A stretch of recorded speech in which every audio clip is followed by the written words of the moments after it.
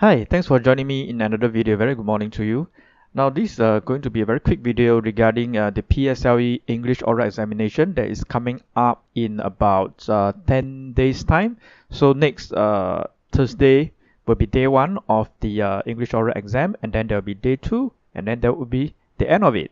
My name is Darren, and I'm the English tutor from EnglishTuition.org. Now, here are some oral tips for you. First tip: speak confidently. Now, many students, because they're not confident of their oral skills, they're kind of like, they have this fear in them, right? So they're kind of like afraid that somebody will hear some mistakes when they speak audibly, right? But the examiners are there to hear the students, demonstrate this ability to be able to speak clearly, fluently, articulately, and be able to pronounce the words and express their ideas. So if students are not confident of their own ability to speak well, and then they speak softly, that will somehow affect their marks, because sometimes even when they did not make mistakes, and because the examiners did not hear them clearly, right? So they may be penalized unfairly simply because they're kind of like mumbling to themselves as they speak. Now, second mistake that many students make is that sometimes when they see words that they don't like, they just skip the words. They just ignore the words. And please do not do that. Teachers and tutors, have been training students to try to guess or predict the pronunciation of a word just by breaking up the syllables, right? Each syllable of the word, so that they are able to pronounce the words accurately. So students should try to do that. Do not get hung up and stop at the word there and hesitate, because that's sending a very clear signal to the examiner that the student does not know how to read the word at all. So instead, just put in your best effort, right? Try to pronounce the word and then move on. And during the preparation time itself, I always encourage students to think fast.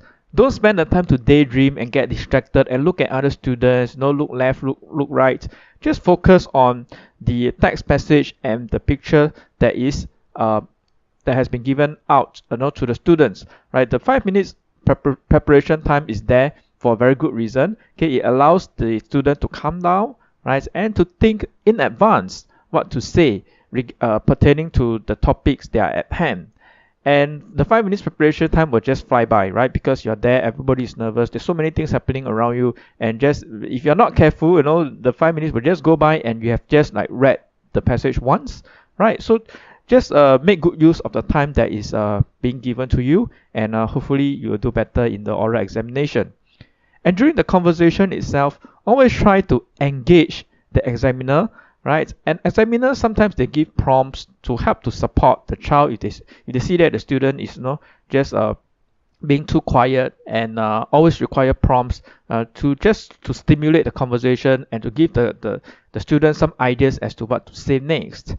Now, always try to but listen carefully to what the examiner has to say. So if the examiner gives a prompt, just try to engage the examiner in a conversation, and don't just go off on a tangent on your own and ignore the examiner, because I know this from experience. Some students have the tendency to do that, right? When I try to talk to them, I give prompts, they are not engaging me in a conversation. They are just trying to articulate the words, put the words that are in their head into their mouths, and then try to pronounce that, and then try to just speak from there, and then they just ignore the examiner. I think that's not a very good approach to taking the PSI oral examination. Alright, that's all I have in this video. Right, in 10 days time, the students will be taking their exam.